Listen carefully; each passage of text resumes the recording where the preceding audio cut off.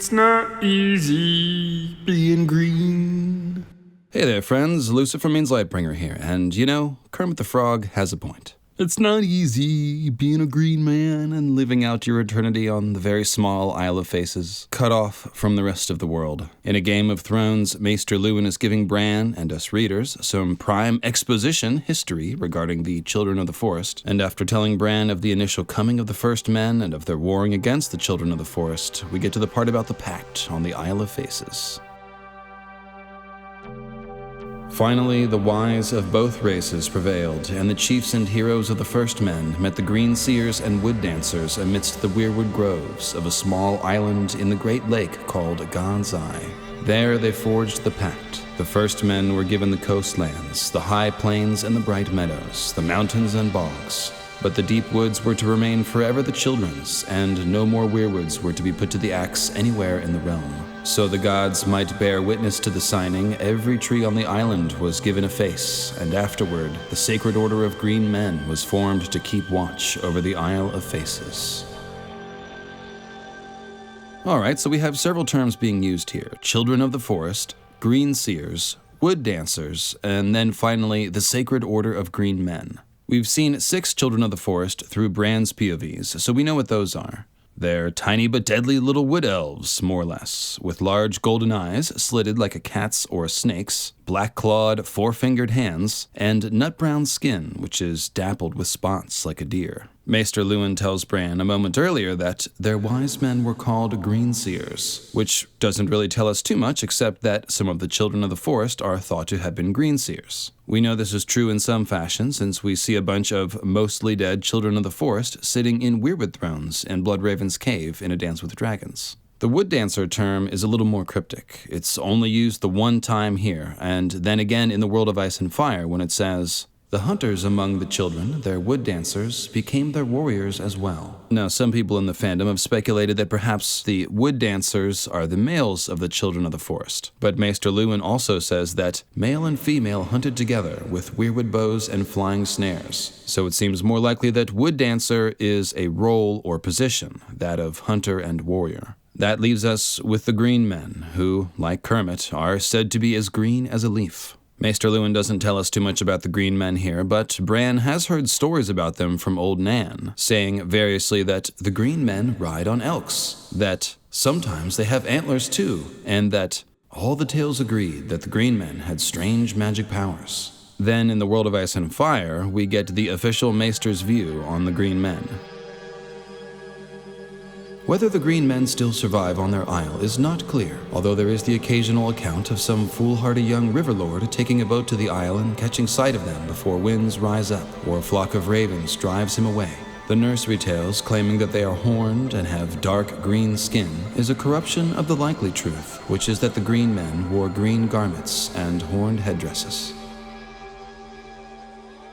So as you can see, the Maesters have heard the same tales as Bran about the Green Men having antlers or horns on their head, plus the detail about their having green skin, maybe just maybe. If either of those things are true, green skin or antlers, then they are definitely not Children of the Forest, or at least not the same as the 6 children that we've seen with our own eyes. The more sober, quote-unquote, less magical alternative that the Maesters offer is that the Green Men are actually people who cosplay as stagmen, which would still make them not the same thing as the Children of the Forest. And by the way, you really gotta watch out for people who do horned cosplay, especially if you're a lightly defended capital city. I mean, I'm doing my best to rehabilitate the image by not leading any rebellions over here, but it's tough when any knucklehead can stroll into the Halloween store and buy some cheap fake antlers. Anyway, a later passage from the World of Ice and Fire also shows that the Maesters definitely do consider the Green Men and the Children of the Forest to be 2 different races, or species of humanoid, if you will. When discussing the possibility of any Children of the Forest remaining in Westeros, the Maesters say that it is possible that a few survived on the Isle of Faces, as some have written, under the protection of the Green Men, whom the Andals never succeeded in destroying.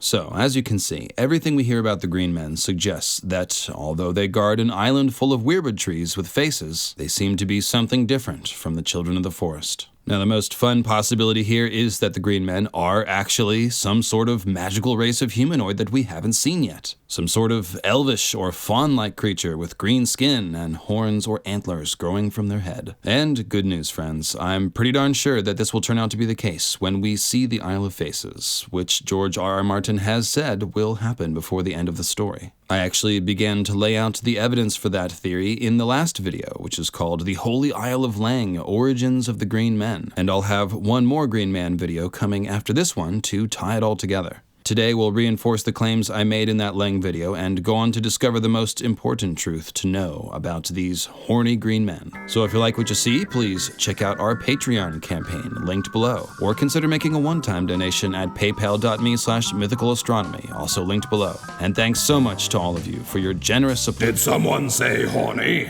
Oh geez, Robert, it's not your week to read the promo, man. It's supposed to be— I thought you said I did a great job last week. No, you did, you totally did, but— It's just there's not much to do down here in the crypts but drink, you know. Ned's statue is even less talkative than Ned was.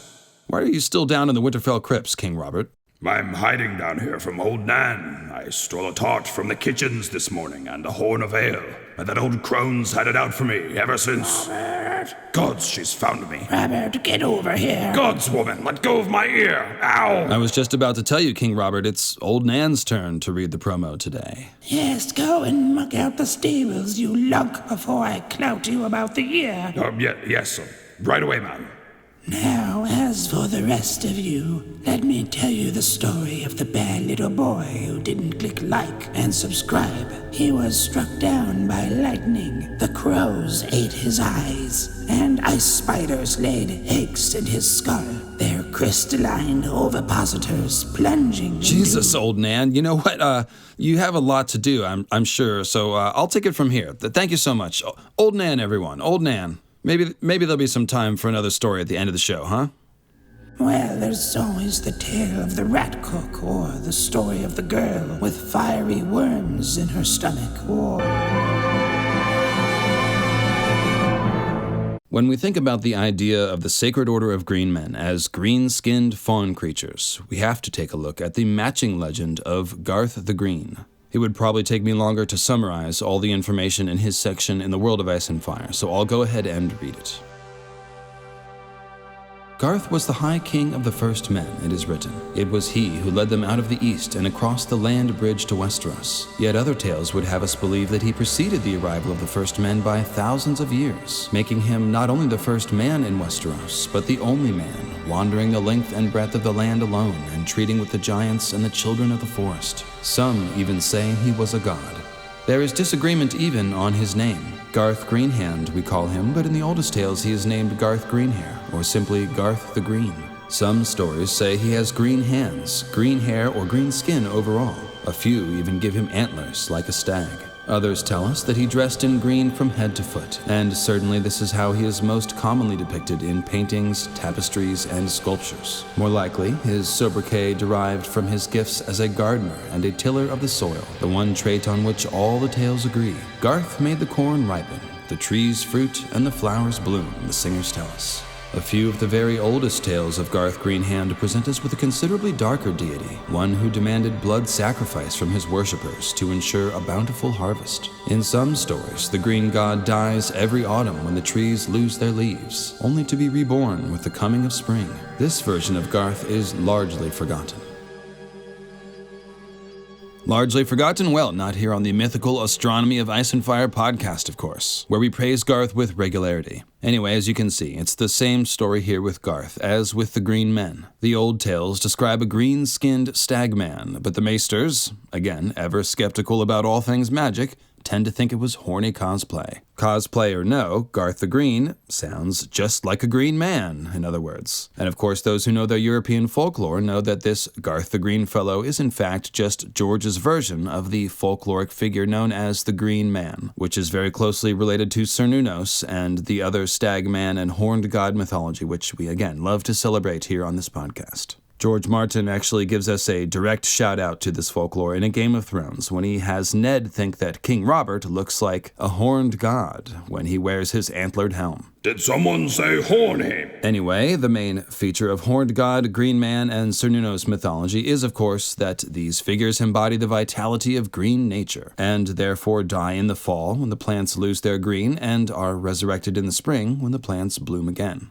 As we just read, this is also one of the beliefs about Garth the Green, so again we can see that Garth is really just George's version of the folkloric Green Man. That fact alone suggests a link between the green men of the Isle of Faces and Garth the Green Man, and since they're described exactly the same way, it seems very possible that Garth the Green and the Green Men are actually the same thing, that Garth was of the race of the Green Men. This is also suggested in the quote above when the maesters say that although Garth the Green may have been the leader and the first High King of the First Men, it's also said that he may have been here thousands of years before the First Men, making him the first man in Westeros. But if the Green Men on the Isle of Faces and Garth the Green are actually the same type of fawn creature, then we're probably talking about the Green Men as a race having come to Westeros before the First Men, as opposed to just one Green Man. After all, where did the Green Men who formed the Sacred Order on the Isle of Faces come from, right? It would make a lot of sense if the fawn creatures were simply one of the old races that the Children of the Forest speak of, which also includes themselves and the Giants.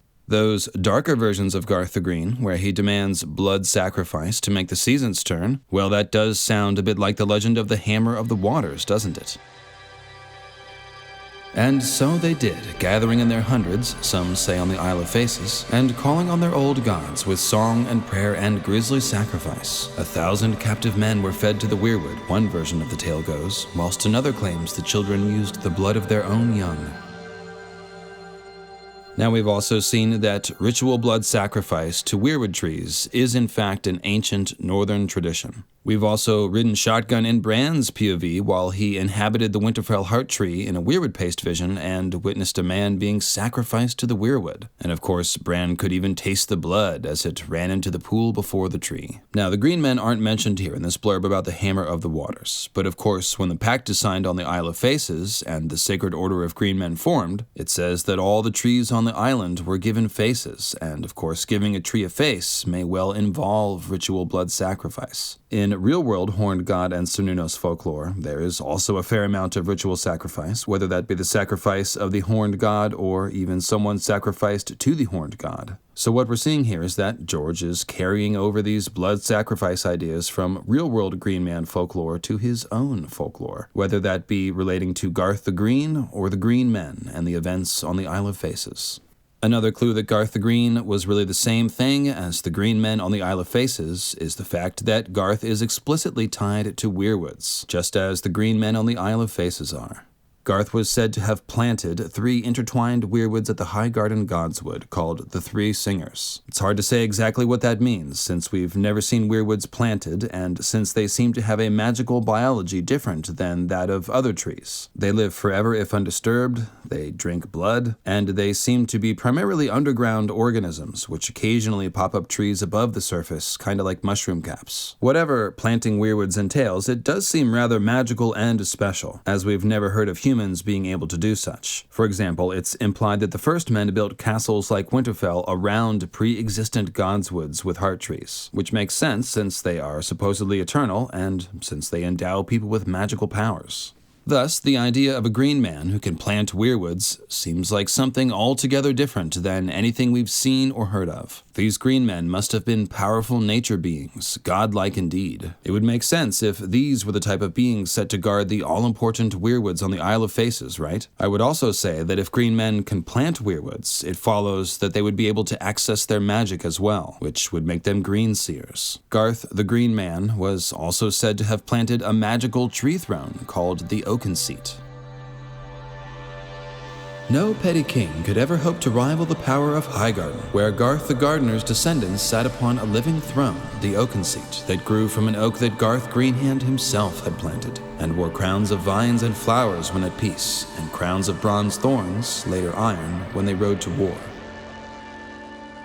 The crown of vines and flowers sounds very Child of the Forest-like, but setting that aside, and that's a setting aside the crown joke, a living tree throne has to make us think of the Weirwood thrones that green seers like Bloodraven and Bran sit in. This quote actually opens the question of whether trees other than weirwoods, like oak trees, can be used for magic, although there's precious little to go on here, so all we can do is speculate. Garth is planting living tree thrones, though, and that's got to catch our eye, since he's also been planting weirwoods. All of this stuff that we're talking about is incredibly old. Garth the Green Man either came here with the first men or centuries before them. The events on the Isle of Faces seem to have taken place before the Long Night, where history becomes legend. We're talking about planting weirwoods here, planting tree thrones, and giving faces to the trees on the magical island which seems like the very center of the Weirwood network. This is Origins-level old stuff we're talking about, so whoever these green men are, they seem to be right at the heart of the mysterious Weirwood tree phenomena, whose secrets we readers are still trying to discern. Were the green men green seers? What exactly is their connection to the Weirwoods? And now it's time for the deep magic, the deep Weirwood lore. George R.R. Martin did not choose the name Garth for his green man figure by happenstance, oh no. Garth is a name whose etymology pretty clearly suggests that the green men were green seers in two different ways. And let me tell you, this is some of the coolest weaving of lore together anywhere in A Song of Ice and Fire, in my opinion, so gather round and listen close. First off, there is a tradition with medieval monasteries of having an enclosed central garden, which is called a cloister garden. But another word for the actual green space of the cloister garden is a garth. That's right, it's a god's wood, in other words, especially since we're talking about gardens in buildings dedicated to religious worship and intended for use by religious devotees. Let me just say this again, folks. Garth the Green is named after an enclosed religious garden, and better still, the garths of these cloister gardens were intended to represent the Garden of Eden. That's important because, according to Genesis, the Garden of Eden has a special magic tree with mind-expanding fruit at its center, just as the gods' woods of Westeros contain weirwood heart trees at their center, which enable astral travel and all sorts of other fun magic. So I'll ask you again, do you think that Garth the Green, or the Green Man race that he's probably from, can use the magic of the Weirwoods? I'd have to say so, else why name Garth the Green Man after the equivalent of a real-life godswood? But wait, it gets worse. There's something out there in the wide world called a fish garth, which is a wooden structure kind of like a sluice dam, which is built across the width of a stream or small river to catch fish. The idea is to allow water to pass through while catching the fish in the wooden meshwork of the fish garth, sort of straining the fish out of the river, if you will. Here's the thing, though. A fish garth is also called a fishing weir, or just a weir, and that's W-E-I-R, the same spelling as weirwood. Aha! So, Garth the Green is not only named after the real-world equivalent to a godswood, which is where weirwoods grow, his name is synonymous with weir. Thus, a weirwood can be thought of as a garthwood, or a garth tree. The garth trees grow in godswoods, which are garth gardens. Is anyone getting horny yet? Oh no. Did someone say horny? Because I've made the 8, you know. Ha ha ha. Do you know what that is? It's when you... There you are, you worthless oaf. I've got you. God's woman, let go of my ear. Think Ow! you can laze about drinking wine and cavorting with hedge podcasters. Well, you've got another think coming. Damn, even old Nan is bagging on podcasters these days. That's pretty rough. Anyway, in case you're wondering if any of this is some sort of happy accident, George Martin gives us this delightful passage in A Dance with Dragons, where Bloodraven describes the interaction between the Weirwoods and the River of Time as being like a fishing weir.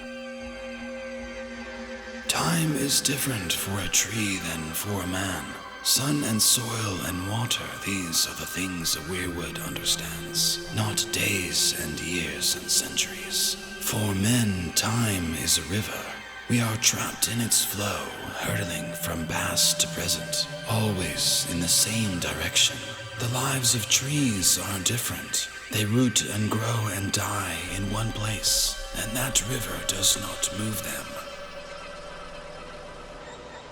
This right here is pretty awesome, because fishing weirs straddle rivers and are not moved by them. And here is Lord Bloodraven saying that weirwood trees straddle the river of time and are not moved. The green seers also become the fish in this metaphor, since men are usually caught up in the flow of the river of time, like fish, but green seers are those who are plucked from the river of time by the weirwoods, like fish caught in the fishing weir. In fact, have another look at those green seers trapped in the loving arms of the weirwood roots. Very like fish caught in the weir. Ah yes, there it is, a visual depiction of that weirwood trees as fishing weirs metaphor. Ergo, there can be no doubt that Martin chose the name Weirwood with full knowledge of the fishing weir fish Garth stuff. And similarly, there can be no doubt that Martin chose the name Garth with full knowledge of the Garth Garden and fish Garth stuff.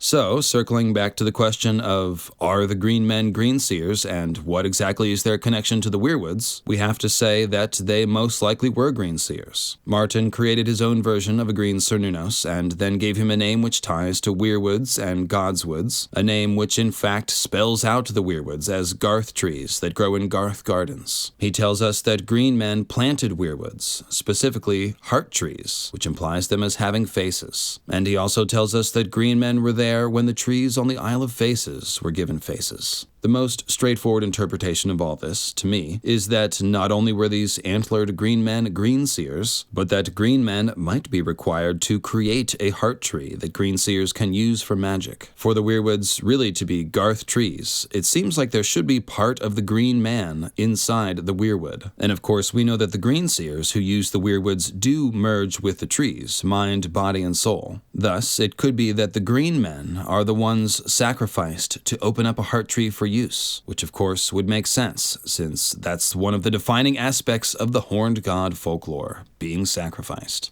This could be the in-world explanation for there being legends of Garth the Green Man dying and being reborn.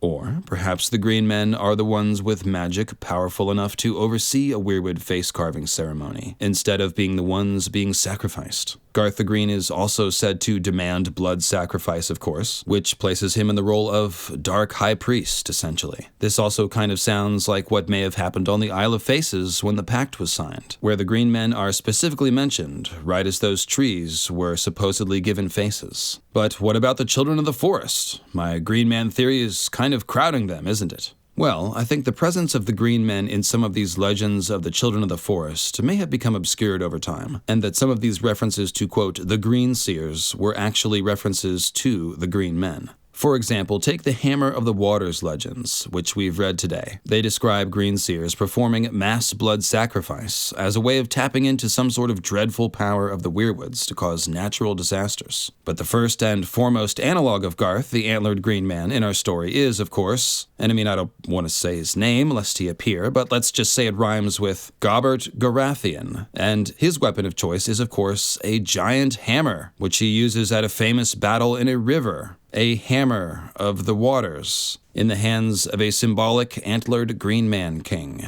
That's right, it's all right there once again. I have to think that the point of giving our prominent Garth-like green man king a giant hammer is to clue us into the fact that it was indeed the antlered green men who were in some way responsible for dropping the hammer of the waters, either by overseeing blood magic rituals or by being sacrificed in such rituals, or both. Either scenario would be based on the green men having some sort of powerful, unique connection to the Weirwoods, a power that would either make a green man the most potent blood sacrifice, or which would simply enable them to tap into the darkest and deepest powers of the trees.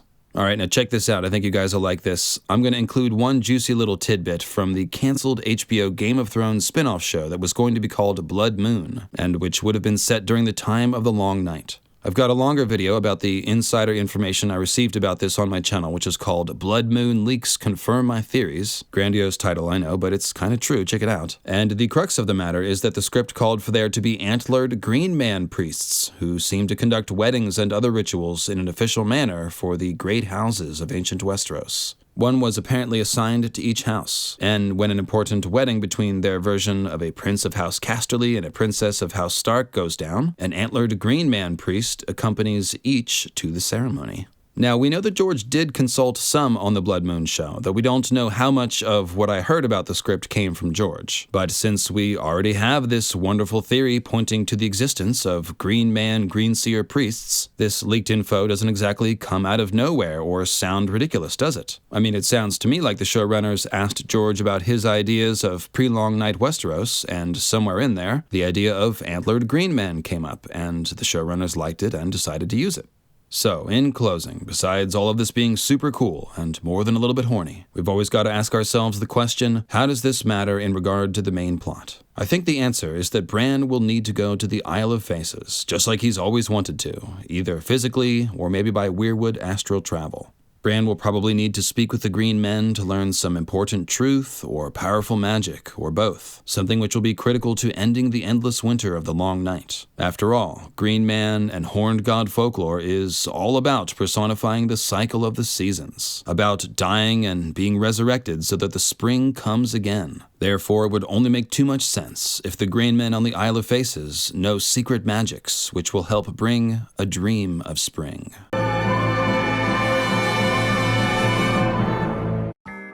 Well, hello, bad little children. I hope you've enjoyed today's bedtime story. Tomorrow, you'll need to muck out the stables, and make sure to click the like and subscribe button, and leave your stupid comments below the video. There, I'm done with this. Bloody podcasters with their YouTubes and their Patreons.